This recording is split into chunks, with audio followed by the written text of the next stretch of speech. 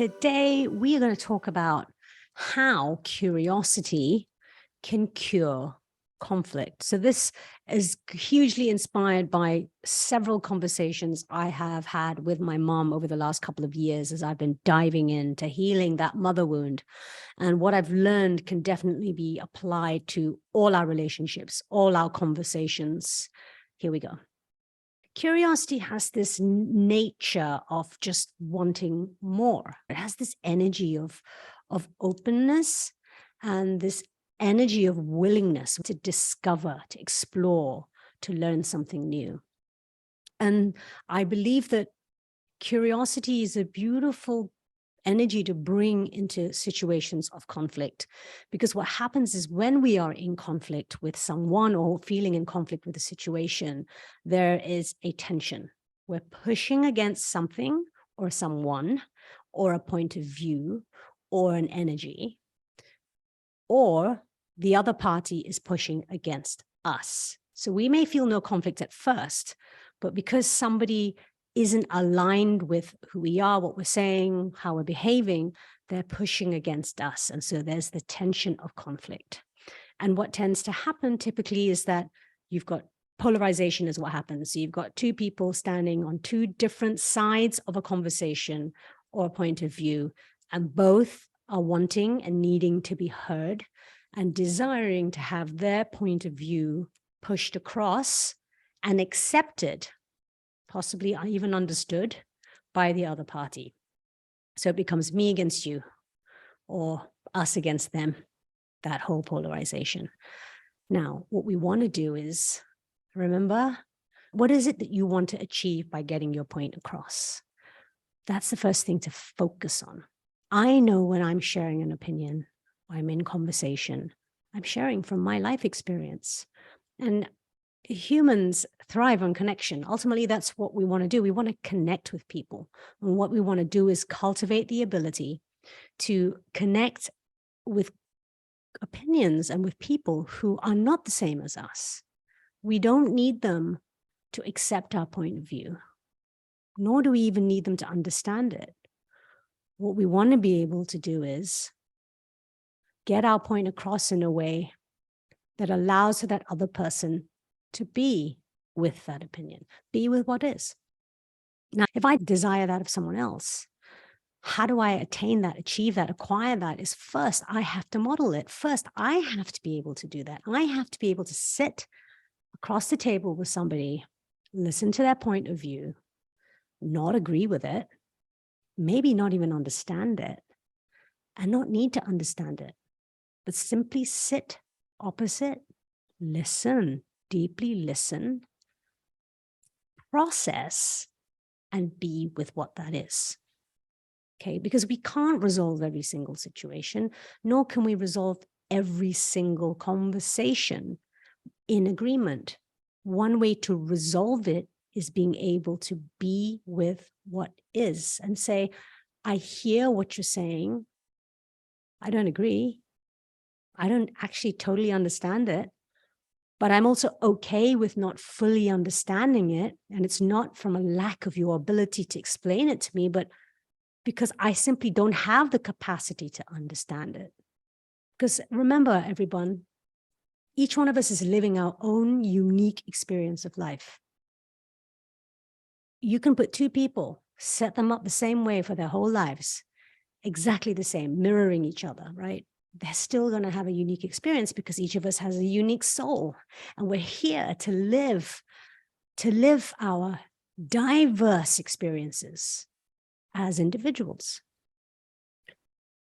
It helps to remember that, because that when you don't have the ability to understand something, then you're more able, you can be self-compassionate, and you're more able to say, I don't understand, I don't need to understand, and I can accept, I don't have the capacity to understand fully what you're saying to me because I'm not you. Even my imagination is limited in its capacity to understand. And I'm okay with that. So I'm here to listen, to lean in, and to learn what another experience looks and feels like without an attachment to need to understand it. I can listen and accept it. That is one way to navigate conflict with curiosity, is to accept that this is a new experience that you're learning about. Curiosity, ask the questions. When you're in conflict in a conversation, remembering that each of us is unique and living our own experience means that even two people who are sharing a conversation and are in agreement with each other, we are still going to have a different perspective. The language we use might be agreeable, might be similar. You and I might see a movie and I'll go, hey, did you see that movie with that actor? I thought he was awesome. I loved the screenplay. I loved the script, the characterization. It was brilliant. And you can agree with me totally, but I still have to remember that the way I see that movie is different to how you see that movie. Now, why is this so important in conflict? Is because curiosity opens the doorway to being more compassionate with each other. How? We can take responsibility for better communication when we're in conflict by being curious. So I experience a conflict. Someone is getting activated by my opinion or by me sharing a situation with them. Rather than me push more, drive my point more, and find a different way of saying it, I get curious. I ask them, what is it that is activating you? What is it that you are not understanding? What is it that you are struggling with? I could ask, are you getting agitated? Are you getting upset? Are you getting angry? What emotion's coming up for you right now? Because my intention is not to upset you. My intention is to share my perspective. And so through your curiosity, you can really flex that muscle of learning to communicate better.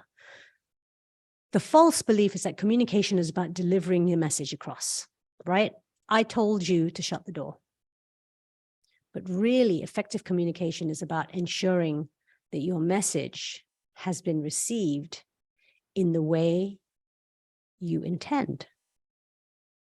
I can say to someone, shut the door, and what they hear literally is not to leave the door open. I'm going to say that again. I could say to someone, can you please shut the door? But what they hear and interpret is, please don't leave the door open. There is something intrinsically different between those two sentences. But because our minds are wired differently and because we have different experiences in life that condition us differently, even though communicating for us can be so clear, it can be received in a different way to someone else. So constantly checking in through curiosity, what did you understand with that? Ask the other person. We can get more clarity. And when we get more clarity, then not only can we cure conflict, but we can prevent conflict. And at the end of the day, with even conflict itself, if we lean into conflict itself, we can see conflict as an opportunity to communicate better. We can see conflict as an opportunity to offer, to invite more compassion, more loving compassion into a conversation. It can be a marker to soften, not just be curious, but to soften. And in softening and being curious, we gain more clarity. And when we gain more clarity, then we can work on sharpening our communication skills, not just delivering the message, but ensuring that that message that we're delivering has landed the way in which we intend. Conscious communication, this is what I call it. Conscious and compassionate communication through curiosity. You will observe and witness all your conversations and your relationships transform through this methodology. And the practice begins with awareness. The practice begins with noticing any shifts in energy when you're in a conversation, shifts in body language. People tend to shut down when they feel activated. They no longer are listening to what you're saying because they're already thinking about what it is that they want to say as a reaction to you. How many of you, when you think about this, how many of you have been in a conversation and somebody said something and you're just like, no way. And in your mind, you're already thinking about what it is you want to say back to them. So you stopped listening. That's not communication. Communication is a two-way street. Communication is about leaning in and listening first, processing that information. And I would invite you to consistently be curious before you share your point of view. Because an effective communicator is someone who settles the other party first so that they are in more of a neutral, peaceful state to receive what your point of view might be. You want to model the behavior to the other party. Calm, curious, and compassionate energy you bring into that conversation, then all their guards are going to be down. They're going to feel safer to truly listen. Curiosity is the doorway to clarity and effective communication. Try that the next time you get into a difficult chat, maybe with your partner, with your child, with someone at work. Say less, listen more. Because as the saying goes, you've got 2 ears and 1 mouth. Listen twice as much as you speak. And with those listening ears, ask those curious questions. That'll lead you into more peace and more calm and create spaces where not only you can show up authentically, but you also allow others to do the same. Until the next one, let me know how this podcast episode landed for you. You know how to do this. Drop me DMs in all my social channels. Let's get this conversation going and help each other create a more compassionate community out there by learning to communicate with more curiosity. Until the next one.